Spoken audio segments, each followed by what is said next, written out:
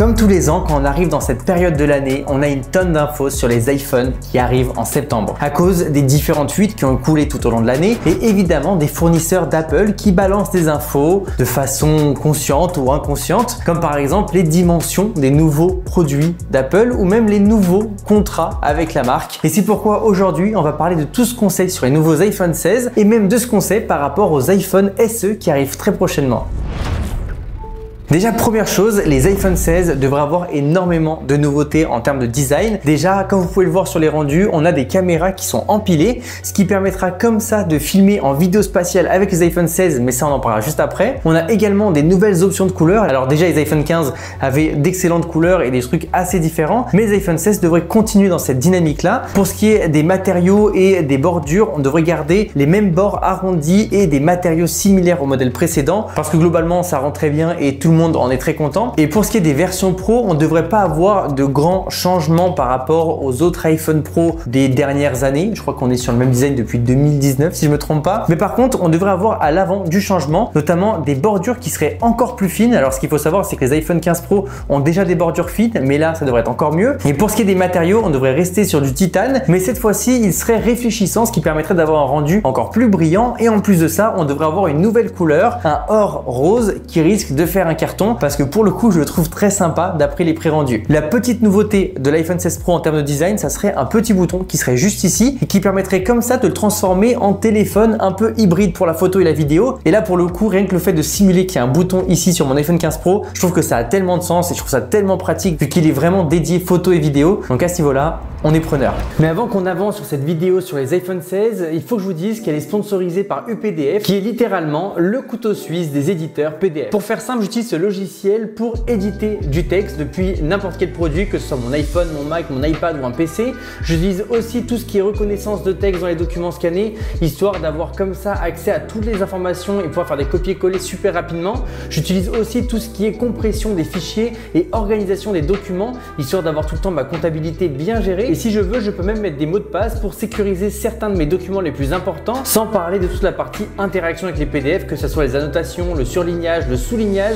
On peut même les signer depuis l'ordinateur. Et ce qui est fou, c'est qu'on peut depuis peu de temps résumer, récupérer des informations importantes, voire même convertir nos PDF en mind map grâce à l'IA incorporée à leur logiciel qui est basé sur ChatGPT. Pour le coup, j'utilise absolument tout le temps UPDF, tout simplement parce que c'est un logiciel qui est complet, mais aussi parce qu'il ne coûte que un quart de l'équivalent chez Adobe. C'est pourquoi je te laisse le lien dans la description et encore une fois, merci à UPDF de sponsoriser la vidéo. En termes de puce, on passerait évidemment de la 17 à la 18. Par rapport à ça, il n'y a pas de grosses nouveautés. Par contre, ce qu'on sait, c'est que cette puce viendrait avec un moteur neuronal vraiment amélioré par rapport aux versions précédentes, ce qui permettrait comme ça d'avoir encore plus de capacité IA et donc d'avoir des iPhones beaucoup plus capables en termes d'intelligence artificielle. Alors d'un côté, avec iOS 18, on sait qu'il y aura directement de l'intelligence artificielle sur l'iPhone ou Apple Intelligence. Il y aura une partie qui se passera directement en interne sur téléphone. Du coup, c'est pour ça que c'est intéressant que le téléphone soit puissant. C'est pour traiter tout ce qui est partie emoji, tout ce qui est texte, tout ce qui est en fait personnel. Et d'une autre part, tout ce qui est de façon plus générale,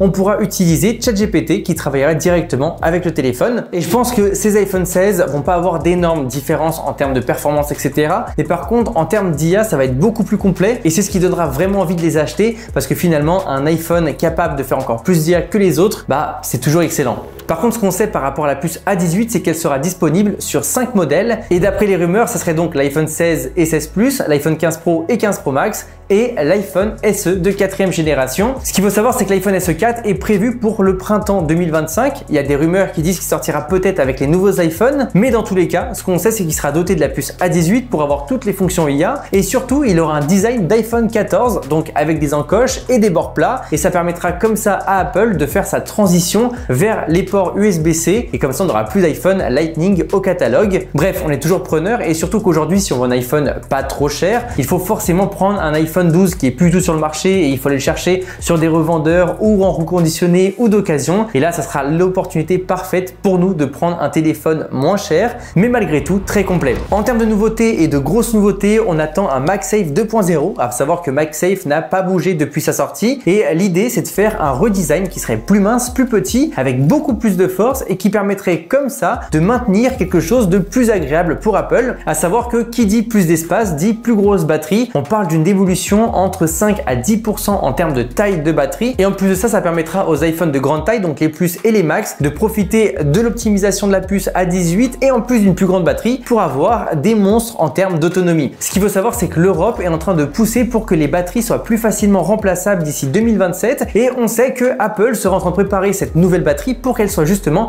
plus facilement remplaçable. Donc c'est quelque chose qui est toujours bon à prendre, même si on aimerait pouvoir les remplacer comme avant avec juste un cache qui enlèverait la partie derrière et remplacer la batterie, voilà, manuellement. C'est peut-être trop en demander, mais malgré tout, ça reste bien si Apple facilite le process. Pour ce qui est des caméras et des améliorations, on ne sait pas vraiment s'il y aura des grosses améliorations sur tous les modèles. Par contre, ce qui est certain et ce qui a fuité, c'est que l'iPhone 16 Pro Max devrait avoir un nouveau capteur Sony qui permettrait comme ça d'avoir du 14 bits. Alors ce qu'il faut savoir, c'est qu'on aura beaucoup plus de couleurs et ça permettra comme ça d'avoir un meilleur gain numérique et surtout une plage dynamique impressionnante. Et donc ça, c'est vraiment une spec de téléphone haut de gamme. Couplé à ça, on a toujours du log sur les iPhones, ce qui permettra d'avoir un vrai téléphone dédié à la vidéo et ça, on est toujours preneur. Pour ce qui est d'un potentiel iPhone 16 Ultra, il n'y a aucune rumeur crédible qui confirme ça, mais comme je vous l'ai dit par rapport à la puce, l'iPhone Ultra pourrait très bien être le 5e téléphone avec la puce à 18. Pourquoi pas, mais pour le coup, on sait qu'il y a peut-être des chances que ça arrive dans les prochaines années, mais que pour ces iPhone 16, ça ne risque pas d'arriver. En termes d'écran et d'affichage, on sait que les écrans et les dalles d'écran seront plus grandes sur les iPhone Pro. On passerait donc sur l'iPhone Pro à 6,3 pouces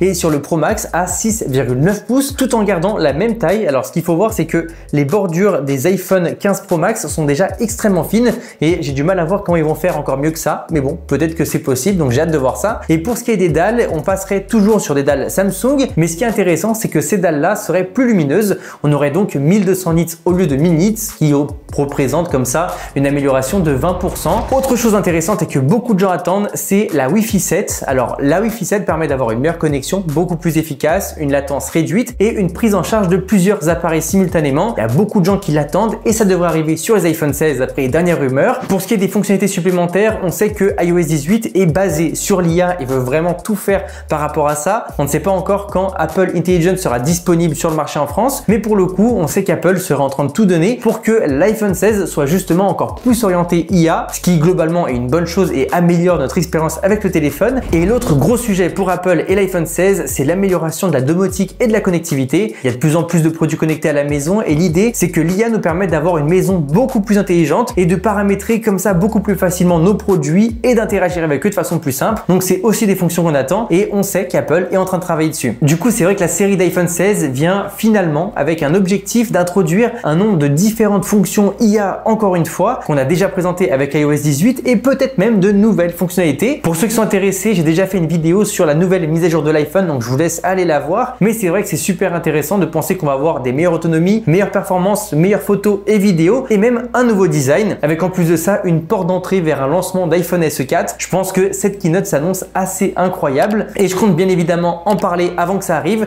Donc pense bien à t'abonner et n'hésite surtout pas à aller voir ma vidéo sur l'Apple Vision Pro ou encore iOS 18. À tout de suite.